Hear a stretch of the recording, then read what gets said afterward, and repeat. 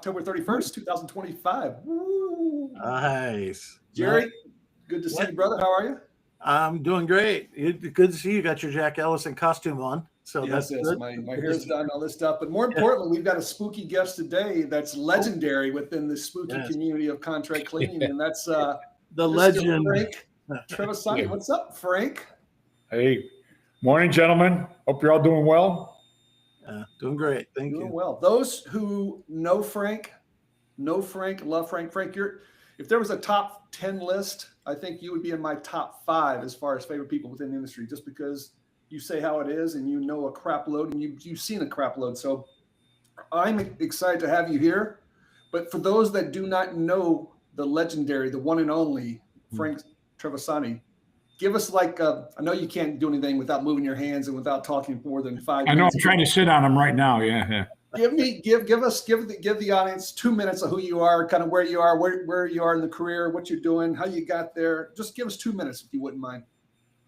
Thanks, Jack. Thanks, Jerry. Frank Trevisani, been doing this for 47 years as a contract cleaner. I ran a Jan company. Worked 20 years with a company called ISS that bought our cleaning company out. And in the last 27 years, I've been with Spartan Chemical as a manager of building service contractors. This is a unique industry. I love it. It's funny because I come from an old Italian family, and my father, when I told him I was going to work for a cleaning company, thought I was, geez, you're going to sell brooms and mops and you went to college. It was the best decision I ever made. It's a great industry with a lot of good people, and it's not going to go away. I believe it's resistant to any economic changes. And I think since COVID and over these years, I've been trying to push it. We're not just a commodity. We are health related. And I think it finally hit that. It's how we clean is how they feel. And it was funny. I was getting people calling me up saying, oh, how do I clean green? Well, you just don't compromise on the way you used to clean. You don't clean green this way and non-green this way. So it's been a great ride, Jack, and I enjoy it. And right now I'm like semi-retired. I do some consulting work, and I do it for fun because I don't ever want to leave this industry, and it's hard. And I was telling Jerry and Jack that I stink in golf and I can't fix anything. And the only thing I'd like to know to do is talk and hopefully learn how to teach people how to understand this business. Yeah. Love it. Great. That's awesome. Frank, you are. Go ahead, Jerry. Go ahead. No, I was just going to say, Frank, you have been a legend since I've been around, and not to age us, but I love what you said about how we clean is how we feel, and I agree. I think COVID changed that, and I've always been a huge pusher of this industry you need to be professional. You need to act, look, dress, all of it. You need to be professional as you can. And I used to. There was a couple of events. You probably don't know this, but you wouldn't know it. But we were at a BSCI event, I don't know, 4 or 5 years ago, and I had a couple of younger folks that I'd been mentoring inside of BSCAI, and we were sitting at a table, and you were up on stage, and you were dressed to the nine as always, suit, tie, and everything. And I leaned over those cats, and I was like, "You want to be somebody? Chase that guy." That guy right there, man, he's got it together. So it's an honor to be on the same screen as you today, for sure. Thank you for those kind words, Jerry. I appreciate that.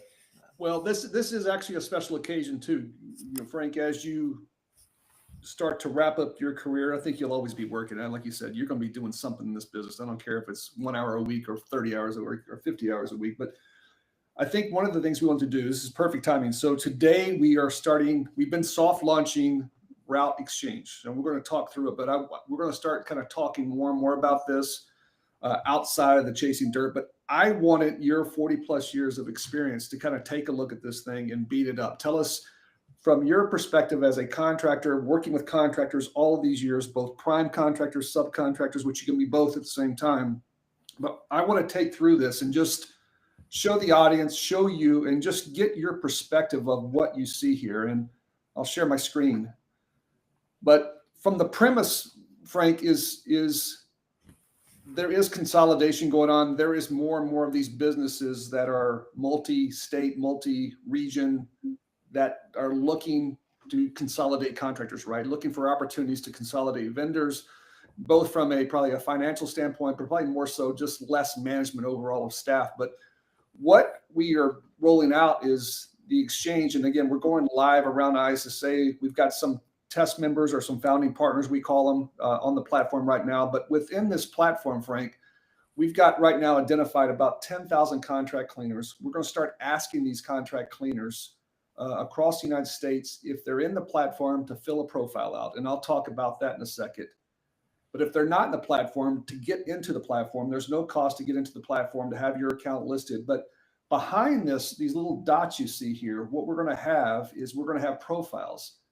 And these profiles are going to basically have everything from the year they're founded, company size, annual revenue, approximate types of services they provide. I think we'll have over 50 types of services, probably over 100 different types of accounts they service, because as we know, K through 12 public is not the same as K through 12 private, acute hospitals versus labs, all that stuff. What associations and certifications they're part of. We're going to ask to load up the W-9, we call this, and the COI, because we call this making them business ready.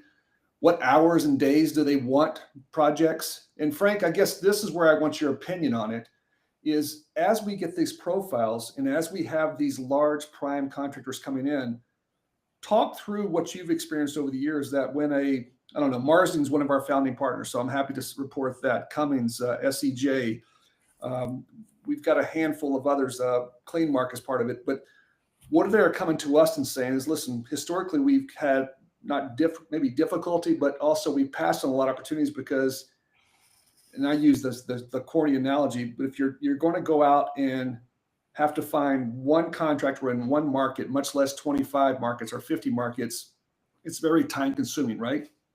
It takes a lot of time. So how can you expedite that? And I think what we're looking to do with this profiles is that if you can go in and do a search and say, I'm looking for this in these 50 markets, these 25, these 100 markets, our profiles will come back and say, within a minute or two, here are the best matches. So I'll shut up now, but talk through that. What has been your experience for the last 30, 40 years with these multi-unit deals, why people have passed on them, why they pursued them, the difficulty, the challenge, and how do you see kind of what we're putting together, tackling some of those issues? Jack, I really think this is an idea that is really, the timing is perfect.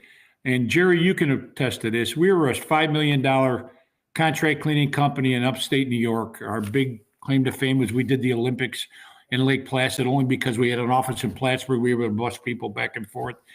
But this is a great idea. I remember we picked up a bid for New York Telephone. That's an old name, but they had like 135 locations. We couldn't self-perform 135 locations.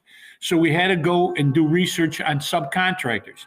And that was one of the hardest things to do because couldn't pre-qualify them because you had no information. You just had to go by somebody's word of mouth, or maybe the guy owned a bucket and a wringer and a vacuum cleaner and he was a contractor. I mean, it was so hard. And then at that time we had to do background checks, which weren't cheap. And we passed on a lot of business. And again, Jerry, as a contractor, you can attest to this. We may have had a strong regional account that all of a sudden got bought out nationwide, and we lost that regional account because we couldn't do the rest of the facilities throughout the country. So this is a great idea. You're offering contractors now to expand their repertoire, because now with name brands. So if I had a contract and they wanted me to do California and Oregon, now I can now hook up with this route and get some pre-qualified contractors, which again saves a lot of time. They're already pre-qualified, and then you're even going to go down to what are their expertise. So that would have actually helped us grow our business, because we walked away from many opportunities because we couldn't self-perform or go to these other areas of the country. You can see this now in distribution. Yeah. There used to be thousands of independent distributors. Now they're down to only a small few, and they just absorbed all those and brought them into the family. So now they're local and international. So I think timing is perfect. And if a contractor is at a wall, and you always hit a wall, what do I do? How do I get to the next step? At that point, we were 5 million. We ended up selling it because that was during 1987 and right to know law.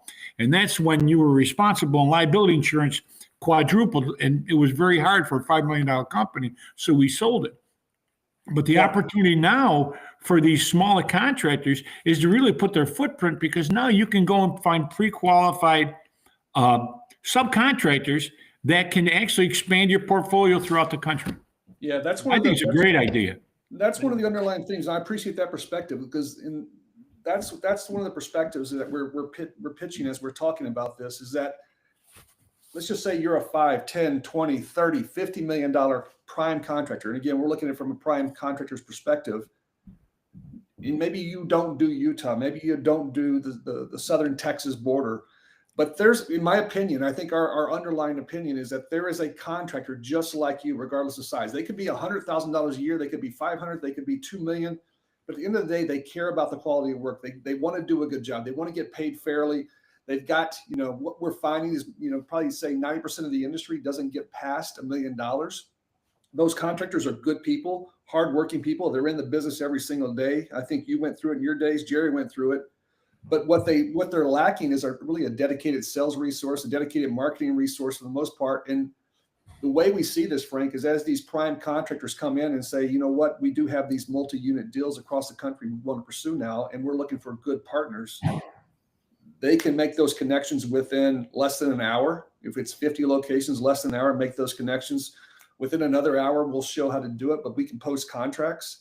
And when you post the contracts, all of a sudden now you're getting questions. Now you're getting people vetted. You're getting people to say, here's the price point that I can do it. So that process of going from days to hours to weeks, whatever it may be, is going to be expedited. So I think if we can make those like-minded connections very quickly, very, very seamlessly, I think that's where this thing really takes off. And there's a whole life behind this. So I think the idea is novel. I think it should have been done a long time ago. And I will tell you this with confidence.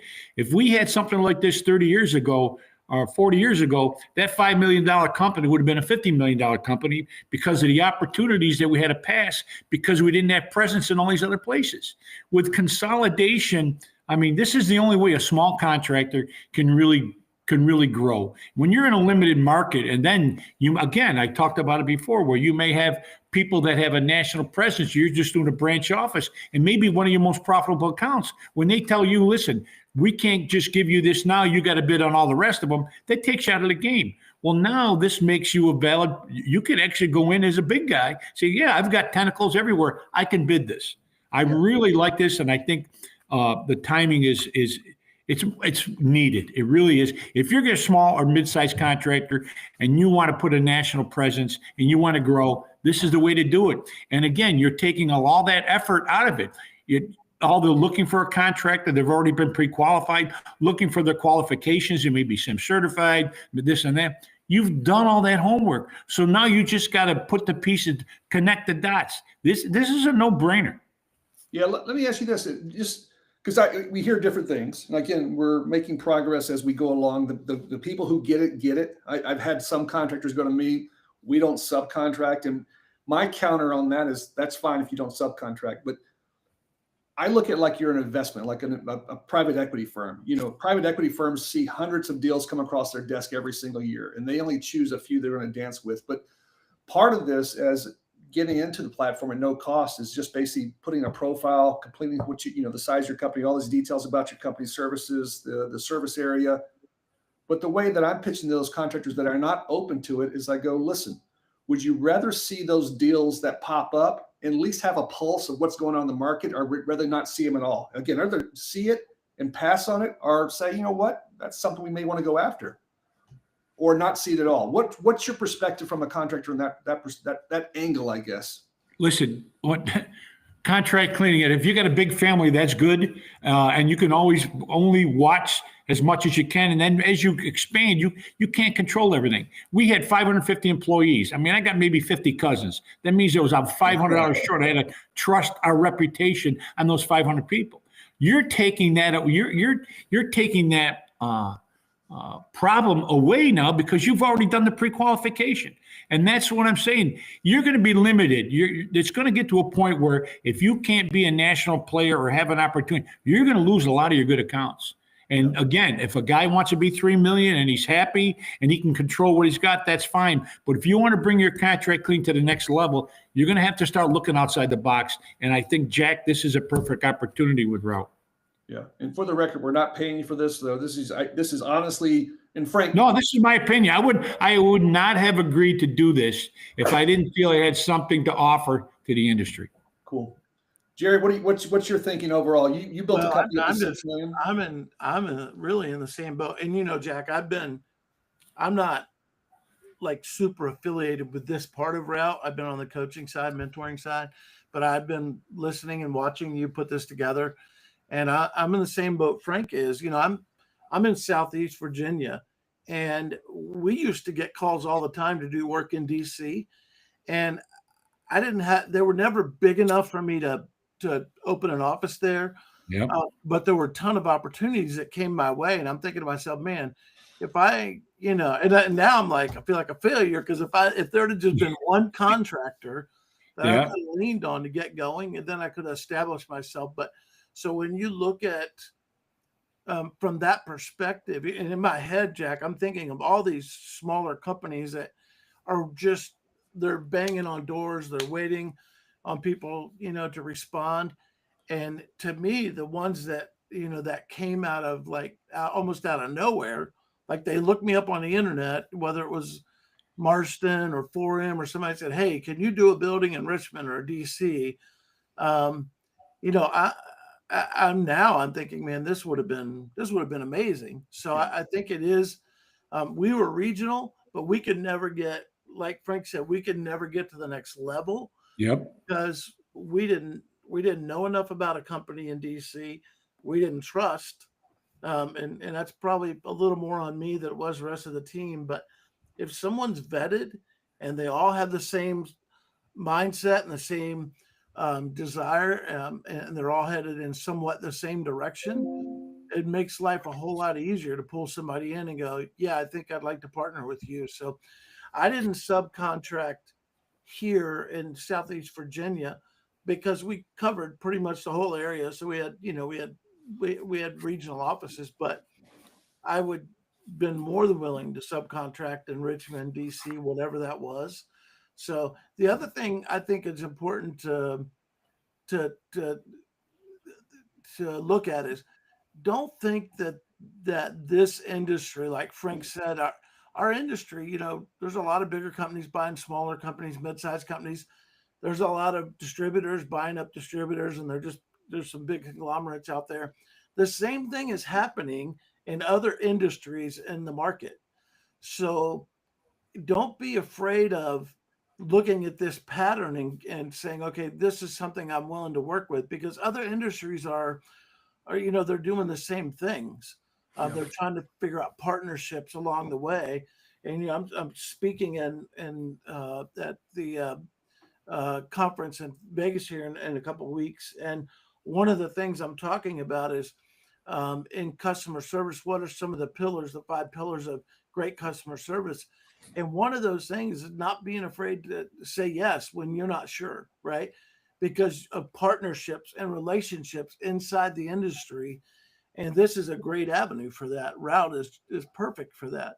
To be able to say, like we have a defense contractor here, and we had their contract here. They had an office in Jacksonville, Florida, and one in Rhode Island because they supported the military. Man, what I've given just to scroll the map and go, okay, these guys are pre-qualified enough to where I could ask. Yeah, it's funny. I was to take these buildings. Instead, I had to give them to someone else, and then in jeopardy of them getting mine locally. So, and Jerry, you had a good point. Consolidation is coming. So what do you do? What happens? What does a contractor that's doing maybe $2 million a year and 3/4 of their business is one national account, and all of a sudden that national account said, and you're making good money on it, and that's your whole business plan? They're saying, well, we're going to send this out to bid. As you know, purchasing agents change all the time. We're going to put this out to bid. You can't keep this anymore. You got to bid all of them. What does a guy do? He loses his whole business because now 80% of his business is in this one account. Now he has an opportunity to keep that business and to expand by getting good qualified subcontractors. Yeah, absolutely. It was kind of funny. I was called a jerk down in, we started talking some contractors across the country, and I was called a jerk down in San Antonio. It's a good story, so it's not a bad story. But this guy, I looked his website up. He was about a $500,000 contractor, good guy, hustles, get out there every day, making things work. He's been, was in the business for less than 5 years. But I was talking to him. He goes, "I don't subcontract. I can only self-perform." I go, "Really?" And this is when he called me a jerk. I go, "So that $500,000 window washing rig that I see on your website, that's yours." He goes, "You're a jerk." And I go, "Why?" And he goes, "I subcontract that out." I go, "I didn't know it, but I assumed it because you're the size of your company." And I go, "Why did you subcontract that out? He's in your market." He goes, "Because I like the guy. I trust the guy. He's like me." And that's where the aha moment with me. And I go, there's someone like you in every single market, whether you're in the market or you're in middle of nowhere, Iowa, So here, let me get your perspective on this, Frank. This was another thing that we're starting to see as this data starting to flow in. And again, we're connecting right now contractors to contractors. There's two other things that we're seeing is that as the deals start to flow more and more through the system, how did you make, Jerry, both of you, Frank and Jerry, how did you guys make those micro adjustments to your market? So all of a sudden you start to see this data flowing in. As a subcontractor in the system, maybe you don't want to subcontract, but at least you see the deals being alerted. Hey, here's the deal that popped up today. Here's another deal. You start getting a feel of what's going on in the market. But when we get this data flowing through the system, we're going to be able to go back and say, listen, let's just take Dallas, or we'll take Virginia Beach, which we're looking at on the screen. Virginia Beach, Jerry, there was 250 opportunities last quarter. Of that, you were alerted to 50, but you were not alerted to 200 because you didn't have this certification. You didn't have this type of service. And again, we're not saying you've got to get those certifications or add those services, but it's better to know, I think, is what we're trying to say, is that, hey, man, I see a trend with drone washing, or I see a trend with solar panel cleaning, or I see a trend with medical clinics. Maybe I need to get in that certification or get that spec. So exactly. How do contractors right now, Frank or Jerry, both of you, how do they make those micro adjustments? Is it just we think? I think it scares the hell out of them. I really do. And it depends on who's running the company. If you got a progressive owner that can think outside the box, he sees this opportunity. But there's a lot of guys that remember that, most of the guys that got into the business either lost their job and they had a bucket and a ringer and a big family and they just started to go in the cleaning business. Yeah. And Jerry, you can, that's the way it is. And it's an easy business to get into, but you're going to get to a point where you hit a wall. And I don't have that many people that I know that can help me clean. You know any good cleaners? Or, I can't bet on this next one. So those are the guys that either sell or just drop out. And that's what's going to happen. This now keeps them in business. If, again, they're progressive and they think outside the box, this is an opportunity for the $100,000 contractor to the $100 million contractor, because now somebody's done the homework, they're pre-qualified, and it just makes things easier. I really feel that way. Yeah, I agree. I agree with you, Frank. And I think one of the key things to remember in this is that in the certification side, some folks, they just don't know they exist, right? Mm-hmm. Especially if there's someone that came in, like Frank's saying, where I know I came in out of necessity, to help my family. And so I just had to be scrappy and learn it. And then when I joined organizations like BSCAI and ISSA, I found out about certifications. And I was like, okay, well, and then I would decide what's good for my company right now, what's going to help me grow. Or I would ask my management team later on is what's holding us back from the next level. And one of the operations people might say, hey, our supervisors need this certification, SIM certification, or some kind of, okay, why can't we get into that government contract, or why can't we get into that city contract, or in the private side, what are they looking for in healthcare? And so those were all things that you just don't know if you don't ask, or if you're not part of an association. And when you get those, now all of a sudden you have them. Now you have a plethora of people that you can reach out to who are like-minded, like certified and in the industry. They're doing all the things that they should be doing. And like Frank said, when you're $100,000 company, you're doing everything.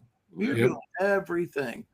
And so even taking, I tell people all the time, they're like, hey, I got a little bit of downtime. No, you don't. You don't have downtime.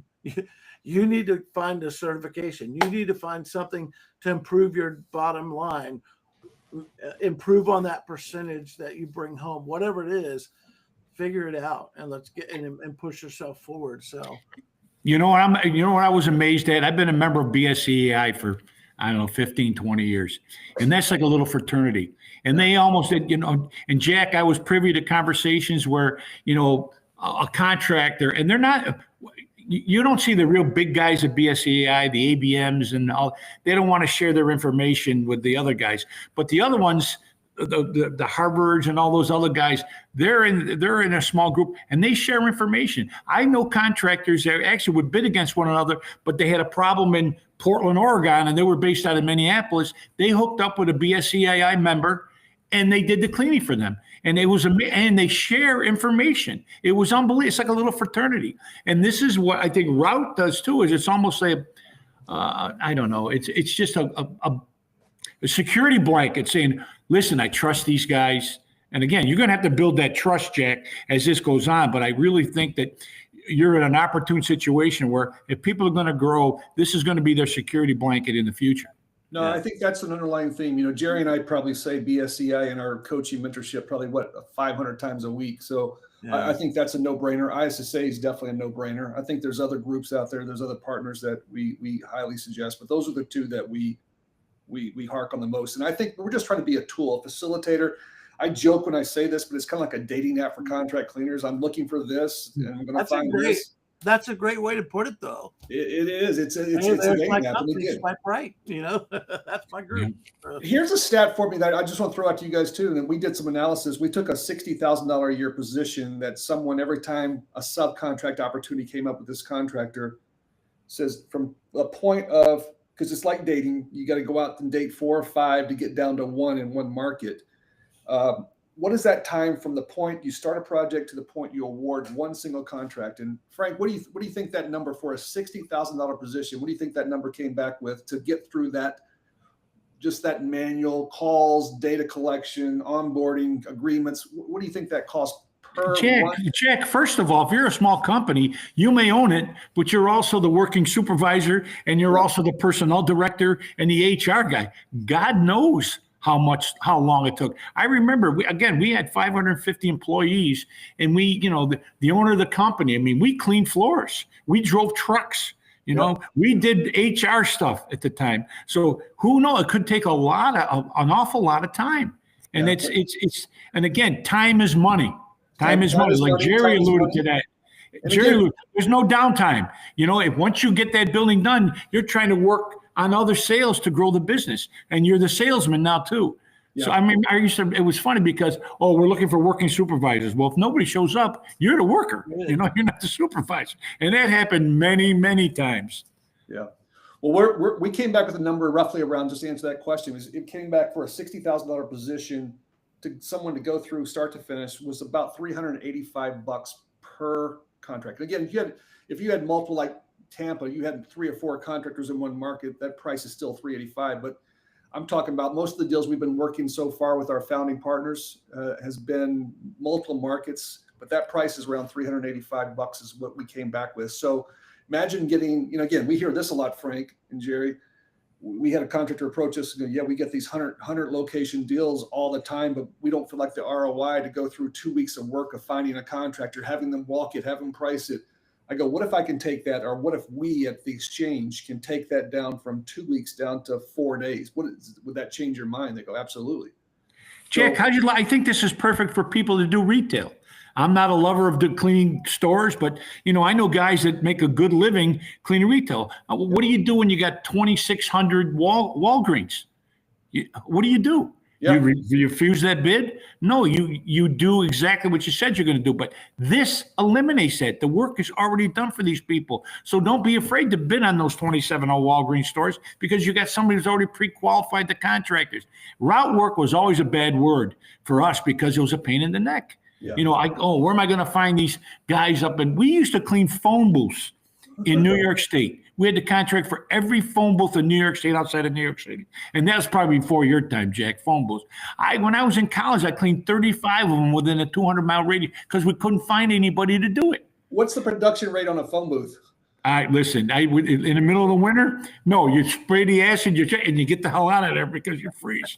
That's funny. And you make sure you put that little sticker on the dome. We had to do that, clean the bugs out of the lights. Listen, I'm glad that was. But we got that contract. But we had every phone booth. We had everybody we knew in any area. Geez, you want to make a couple extra bucks? Here's the route. I had 35 phone booths in a 200-mile radius of South Buffalo. Wow, that's a lot of driving. It was. So we took it from the prime perspective, ability to look at multi-unit deals. From the subcontractor perspective, and again, you're one and the same. You're a contractor, but when you're that perspective of the prime, this will speed up. And again, we're looking to go live with this as we speak. We'll really we'll fully open the platform up around December after Thanksgiving. So that's the tentative time frame. So the prime, the subcontractor, no charge, come in, be found, I guess, look for opportunities, be alerted to opportunities. The last thing I'll leave with, Frank and Jerry, this is one thing that we're going to be launching out probably Q1 of next year, is we do have some of our larger contractors because they spend so much money on marketing and advertising that just by default, there's a certain percentage of those leads that come across. They're just not good leads. Maybe it's too small. Maybe it's not a large frequency. It's not the type of account they want to go after. It's outside their service area. And what we've asked of these contractors is, what do you do with these leads when you get them that you don't want? They go, well, we just politely decline them. What we're looking to do, and this will be valuable for subcontractors, not even subcontractors, smaller contractors, put it that way, is that we're going to allow those primes that have those excess leads that they don't want, rather than dumping them, is to actually offer them on the exchange for sale. So basically put them on the market, say, hey, here's $50, $100 to buy this lead. It's still warm. We just got it 24 hours ago. We told the client we couldn't help them, but we're going to recommend them to someone. And we'll have probably some levels within the platform that if you have your profile filled out, you can prove that you're a good, I guess, a good quality contractor, that you can buy those leads. So 3 angles we're hitting with, and in late next year, there's going to be a lot more angles we're going to come with this thing, because as we get more and more of this data flowing through, I think we're just going to make people better overall as far as their businesses, whether you're big, small, or medium, I just think I think that's great. I think where you're going is great. I think you just have to get in front of the owners of the companies and say, really, this is a real deal. I mean, again, they blow it off. They think you're competitors or whatever it is. But I think if you sit down and you analyze this, it really makes so much sense for anybody who wants to grow their business. Coming from the legendary Frank Trevisani, that is a compliment. So listen, I have to hurry up because my nursing home's having lunch now between 12 and 12:30. So no.